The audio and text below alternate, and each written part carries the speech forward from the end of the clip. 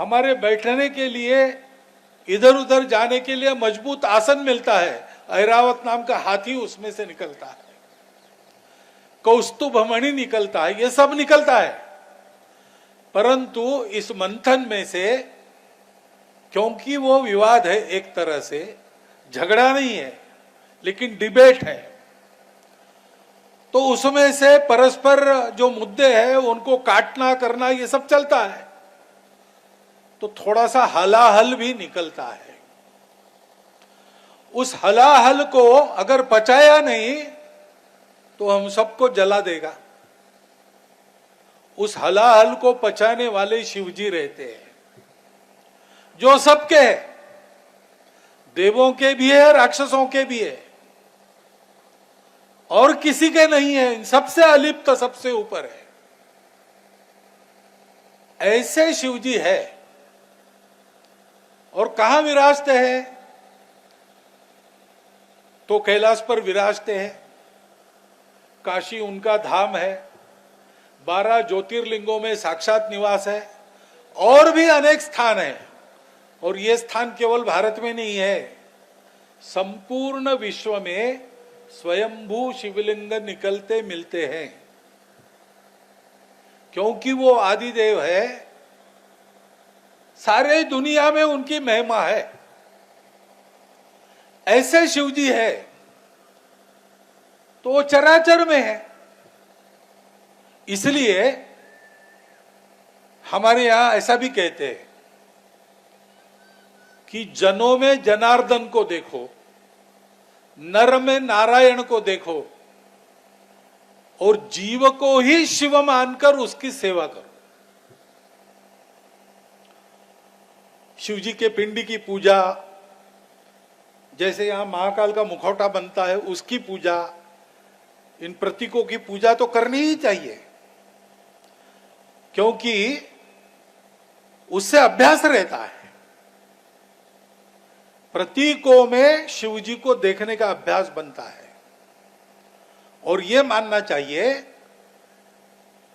कि विश्व में विचरण करने वाले जड़ चेतन सृष्टि के सब जीव, सब प्राणधारी,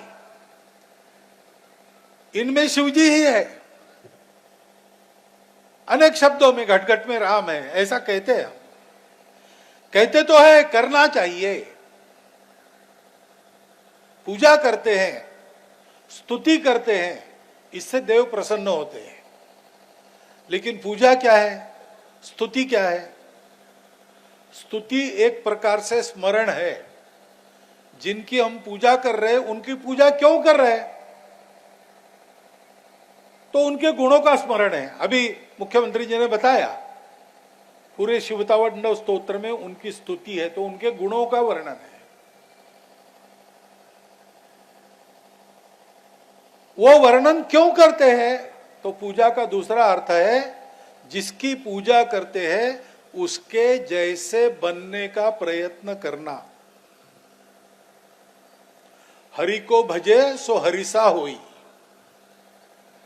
ये प्रक्रिया है पूजा की। शिवो भूतवा शिवम यजेत, भगवान जैसे बनकर, भगवान होंगे क्या पता नहीं, लेकिन भगवान जो निर्गुण निराकार है, उसके गुण भी नहीं, उसका आकार भी नहीं, उसकी सगुण साकार कल्पना हम करते हैं और उस सगुण साकार रूप को पूछते हैं, तो निर्गुण निराकार हमारे लिए सगुण साकार होकर आता है। क्यों आता है? क्योंकि हमको उसके गुणों की और आकार की कल्पना से हमको कैसे होना चाहिए, इसकी शिक्षा मिलती है। उस शिक्षा पर हम आगे बढ़े, ये उसी की इच्छा है। शिवजी अपने लिए कुछ नहीं चाहते, और जब संकट आता है विश्व पर तो उसको झेलने के लिए आगे रहते हैं। जब समृद्धि है, जब कुछ मिलता है, जब अमृत बंटता है, वो उपस्थित नहीं रहते। लेकिन संकट आ गया तो उसको अपने गले में धारण करते हैं, विश्व को बचाते हैं। क्या हम अपने जीवन में इसका अनुसरण कर सकते हैं? अपना शरीर धारण ठीक से हो, शक्ति रहे शरीर में, पूरी आयु जी सके ऐसा स्वास्थ्य रहे, घर परिवार भी ठीक रहे, रोटी कपड़ा मकान स्वास्थ्य शिक्षा अतिथि सत्कार ये गृहस्थों के कर्तव्य है, वो मैं कर सकूं।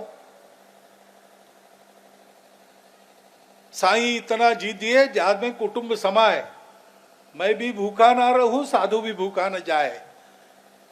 इतनी अच्छी घर गृहस्थी मैं चलाऊं, उसके लिए परिश्रम करूं, लेकिन यहां रुकना नहीं, ये करते हुए बाकी अपने लिए कुछ न चाहते हुए जहां जैसी आवश्यक है वहां वैसी और अपने शक्ति के अनुसार अधिक से अधिक लोक सेवा,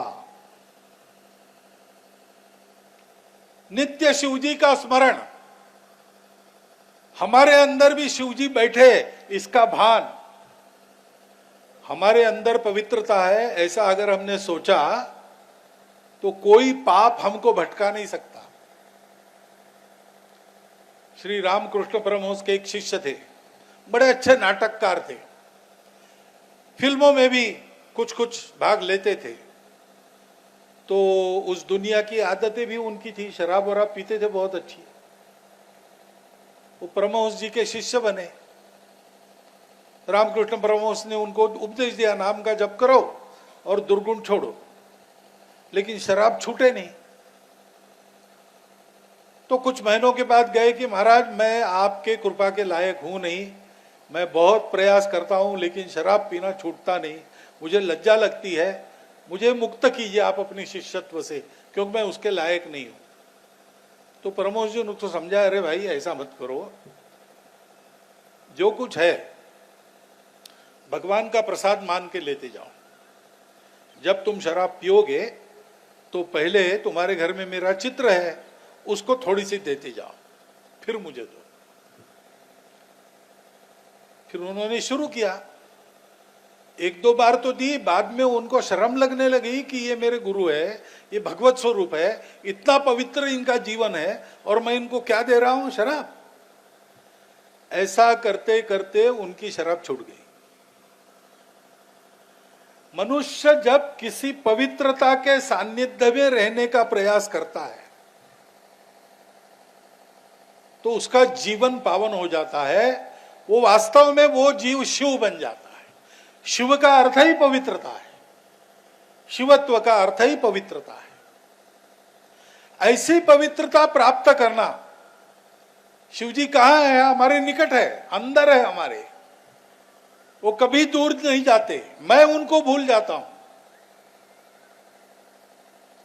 अंग्रेजी में एक कविता है, उस कविता में एक संकटग्रस्त व्यक्ति बहुत संकट से जूझता है, टूटने की कगार पर आकर आखिर वो संकट समाप्त हो जाता है।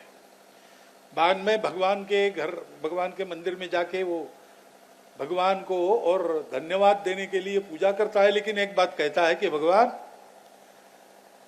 हमेशा मैं देखता था तुम मुझे साथ लेके चल रहे हो, चलते समय मैं देखता था तो मेरे 2 कदमों के निशान, साथ में तुम्हारे 2 कदमों के निशान, हमेशा मैंने 2 लोगों के कदमों के निशान देखे हैं साथ में, लेकिन जब मुझ पर संकट आया तब एक ही व्यक्ति के निशान देखे, तुमने मुझे संकट में छोड़ क्यों दिया, क्या मैंने गलती की।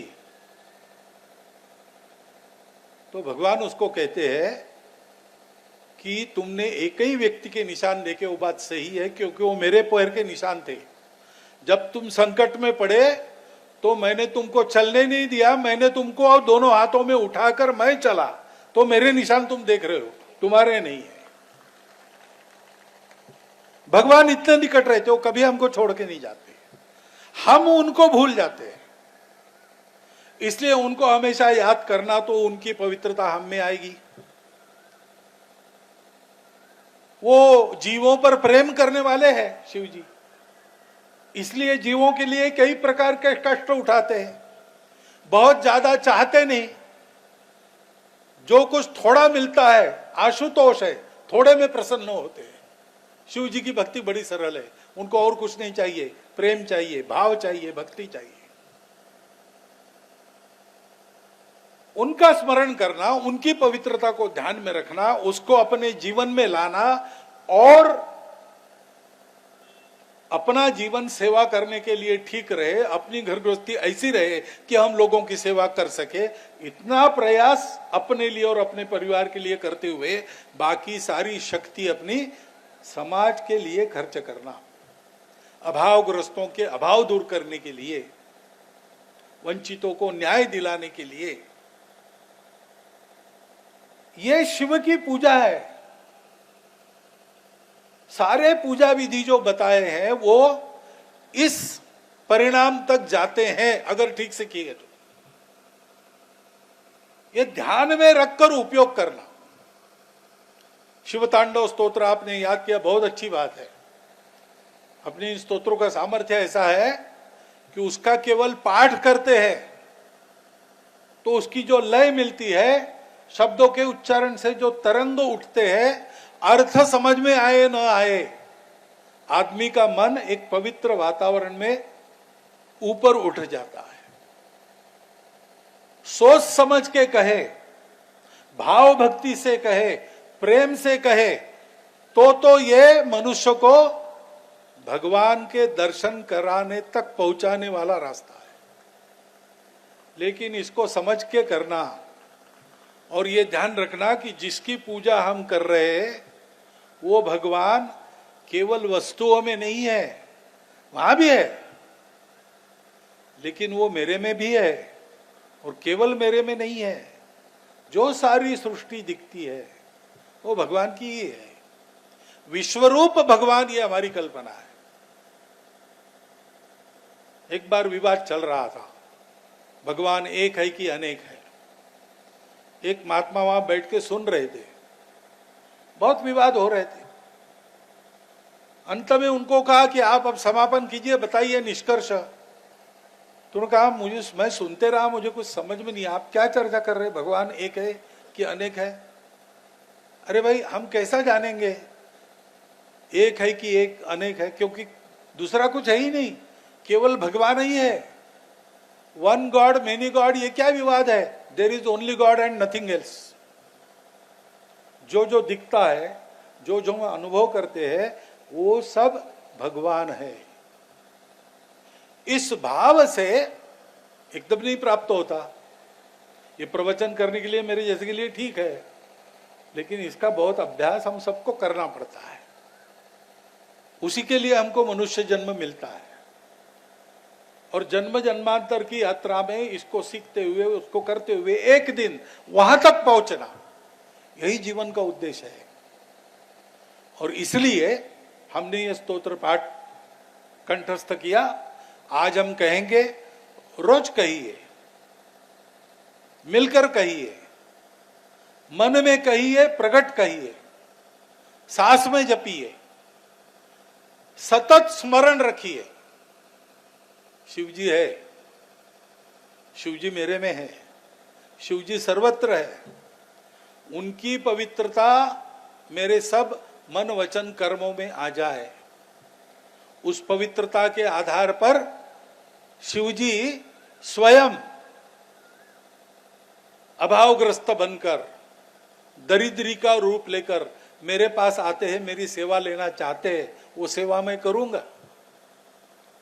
एक भक्त को आश्वासन दिया शिवजी ने कि महाशिवरात्रि के दिन पूरी रात जागते रहो, मैं आऊंगा तुम्हारे यहां। भगवान आपको क्या प्रिय है, क्या करो? उन्होंने कहा अच्छा हलवा बनाना, हलवा खाने का आऊंगा। तो भक्त ने ढेर सारा हलवा तैयार किया। महाशिवरात्रि का उपास करना ही था। रात भर जगने के बाद शिवजी आएंगे, उनको हलवा खिलाएंगे और बाद में अपना उपास समाप्त करेंगे। भूखा बैठ गया। 7 बजे, 8 बजे, 9 बजे भगवान आए नहीं, लेकिन एक भूखा सामने से आया। उसने कहा, मैं और मेरा बड़ा परिवार है, 20-25 लोगों का, हम सब भूखे हैं। अब आज कुछ नहीं मिला तो हम आज मर जाएंगे, तो कुछ भी खाने को है वो दीजिए हम। अब इसके पास दूसरा कुछ नहीं था। शिवजी के लिए रखा है, क्या करें? लेकिन उस आदमी की दशा देखकर इतनी करुणा जागी, उसने हलवा उसको दे दिया। और सोचा कि अब आएंगे शिवजी तो क्या बताऊंगा, यही बताऊंगा, और शिवजी क्रोधित हो गए, शाप दिया तो शाप ग्रहण करूंगा। अब क्या करें, उसका दुख देखा नहीं जाता। फिर विचार आया कि थोड़े बहुत पैसे तो घर में है, सामने दुकान है, जाके मिठाई ले आता हूं। पैसे निकाले, जाने लगा तो एक आया दौड़ा दौड़ा कोई बच्चा सा, युवक सा एक आदमी, और पैर पकड़ के उसने कहा कि देखिए कल सुबह ही मुझे पैसा भरना है, तब मैं परीक्षा दे सकूंगा, मेरे पास कुछ नहीं है, आज शिवरात्रि है, थोड़ा मुझे दान कर दीजिए तो मेरा कल्याण हो जाएगा, आपको आशीर्वाद मिलेगा। अब उसको लगा कि शिवजी के लिए अब होटल से भी कुछ लाना है तो थोड़े बहुत पैसे बचे, ये मांग रहा है, लेकिन उसको देख के उसको इतनी दया आई, उसने पैसा दे दिया। तीसरी बार एक व्यक्ति आया कि आज मैं मंदिर के सामने बैठ के जाप करने वाला हूं, मेरे पास आसन नहीं है, एक आसन देना। अब इसके पास भी एक ही था आसन, वो शिव जी के लिए बिछा के रखा था, लेकिन इसकी देखी अवस्था, वो आसन भी दे दिया। शिव जी रात भर आए नहीं। दूसरे दिन वो सोचने लगा कि ये सब शिव जी के लिए तैयारी की थी और उनको दे दी, शिव जी को तो वो सर्वज्ञ है, उनको ध्यान में आया होगा कि मेरे लिए किया, वो सबको बांट दिया, इसलिए मुझे नहीं चाहता, इसलिए गुस्सा होके आए नहीं। सोचता रहा कि क्या करे, कैसा करे, इस पाप का परिमार्जन कैसा करे। रात को शिव जी उसके सपने में आए, तो सपने में उसने पूछा कि आप बहुत गुस्सा हो गए कि आप आए नहीं दर्शन देने। तो शिव जी ने कहा आए नहीं, मैं 3 बार आके तुम्हारा सारा आतिथ्य ग्रहण करके गया, जो जो तुमने मेरे लिए रखा था वो सब मैं ले गया, तुमने मुझे पहचान नहीं। शिव जी आते हैं, हमसे सेवा चाहते हैं, हम उनको पहचानते नहीं। शिव जी के जीवन का यही संदेश है, त्याग, सेवा, विरक्ति, शक्ति भरपूर, सब करने की शक्ति है। राजा को रंक बना देंगे, रंक को राजा बना देंगे, परंतु ये सब जो सामर्थ्य है वो सामर्थ्य परोपकार के लिए। स्वयं इन सब बातों से अलिप्त, सब उसके ऊपर। हम जो स्तोत्र पाठ करने वाले हैं उसमें इस आदर्श का वर्णन है, उनके शक्ति का भी वर्णन है, लेकिन इसका भी वर्णन है। वो शक्ति हमको प्राप्त होगी अगर हम ऐसे हो गए तो। और हम ऐसे हो सकते हैं क्या? बिल्कुल हो सकते हैं।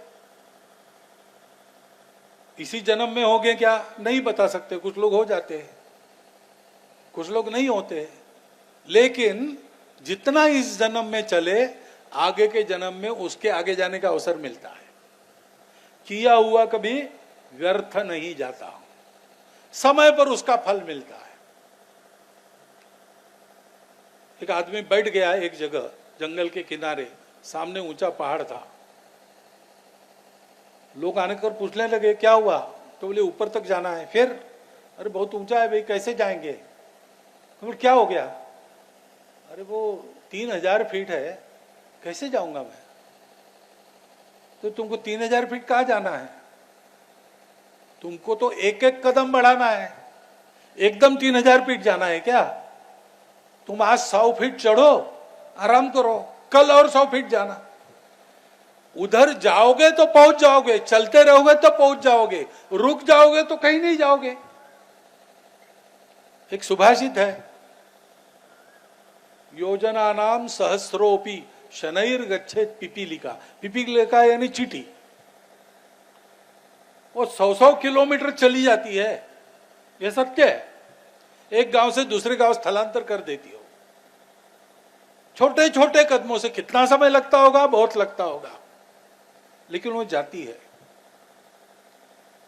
और न जाने वाला गरुड़ भी है, अगच्छन वैनतयोपि पदंग मेकम न गच्छति। शक्ति तो उसकी है, पूरे आसमान का आलोड़न कर सकता है, परंतु जाएगा ही नहीं तो कितना जाएगा? और चींटी की यह शक्ति नहीं है, लेकिन वो चलते रहती है तो एक गांव से दूसरे गांव पहुंच जाती है। यह हम कर सकते हैं, यह हमारे लिए असंभव नहीं है। वास्तव में मनुष्य का जीवन इसी के लिए है। अपने सब सांसारिक कर्तव्य, भौतिक कर्तव्य ठीक से निभाते हुए इस लक्ष्य की ओर चलते रहना। और ये लक्ष्य मेरे लिए केवल नहीं है, सबके लिए है, क्योंकि इस लक्ष्य के प्राप्ति के बाद सब और में इसमें अंतर कुछ नहीं रहेगा, जो वास्तविकता है। ये उपक्रम जो है, मैंने यहां आने का हाँ क्यों कही, महाराज जी मुझे बहुत कार्यक्रमों में बुलाते, मैं सब में जाता नहीं हूं। इसमें आया क्यों आया? क्योंकि ये स्तोत्र पठन करना, भक्ति करना, पूजा करना, ये उपक्रम ऐसे है, ये मनुष्य को वास्तव में मनुष्य बनाते हैं और मनुष्य को देवत्व की ओर बढ़ाते हैं। हमारे देश में ये शास्त्र विकसित हुआ है, इसका पता बाकी लोगों को नहीं है। हमारे देश में ये शास्त्र विकसित हुआ, केवल हुआ ऐसा नहीं, आज भी इसको पूरा करके अपने आप को उस पदवी पर पहुंचाने वाले और फिर भी हमारे जैसा रहकर सबकी सेवा करने वाले लोग हमारे देश में, हमारे समाज में विद्यमान है। ये कागज लेखी नहीं है, ये आखन देखी है, ऐसा जो बोल सकते हैं ऐसे आज भी है, मिलते रहते। हम कभी कभी देखते हैं उनके पास शिवजी जैसी शक्ति है, लेकिन उसका प्रदर्शन कभी नहीं करते। हम जब जानते हैं उनके पास शिवजी जैसी शक्ति है तो हम उनको भगवान मान के उनकी पूजा करने लगते, लेकिन वो चार लोगों जैसा रहकर समाज की अगणित सेवा करते रहते। ऐसे बहुत लोग हैं, अपने आसपास है, आज भी है। मनुष्य जीवन की सफल परिणति का ये शास्त्र, ये हमारा शास्त्र है, भारत का शास्त्र है। भारतीय लोगों का कर्तव्य है कि इस पर स्वयं चलना और सारी दुनिया को चलाना, उसके लिए उदाहरण बनना। और ऐसे कार्यक्रमों में से हमारे जाने अनजाने, चाहे अनचाहे नहीं कहता हूं मैं, क्योंकि ऐसा अगर होता है तो नहीं चाहने वाला कोई मनुष्य नहीं है, और जो नहीं चाहता है वो मनुष्य ही नहीं है। जिसमें थोड़ा बहुत मनुष्यता का अंश बाकी है वो इसी को चाहेगा, लेकिन जानता होगा नहीं जानता होगा, जाने अनजाने कर्म का आचरण करने से भाव भक्ति बनती है और मनुष्य उस ओर जाता है। ऐसा एक सही मोड़ हमारे जीवन को देने वाला ये कार्यक्रम है। कार्यक्रम के नाते इसको प्रतिवर्ष आप करते रहिए, इसकी संख्या बढ़ाते रहिए, लेकिन ये एक दिन का कार्यक्रम नहीं है, ये जीवन भर का आचरण है। इसको ध्यान में रखकर इसको कीजिए और अन्य लोगों से करवाइए। ये बहुत बड़ा मानव सेवा का, देश सेवा का और अपने कल्याण का काम है। एक पंथ में तीन तीन काज साधने वाला ये कार्यक्रम है, और इसीलिए मुझे बुलाते ही मैंने अपनी समय वगैरह देखकर आज की तारीख दी थी। मुझे बहुत आनंद है कि आज मैं यहाँ बैठकर आपको शिवतांडव स्तोत्र का पठन करते हुए सुनने वाला हूँ, देखने वाला हूँ। जितना पुण्य आपको मिलेगा श्रवण करने से, मुझे भी थोड़ा बहुत मिलेगा।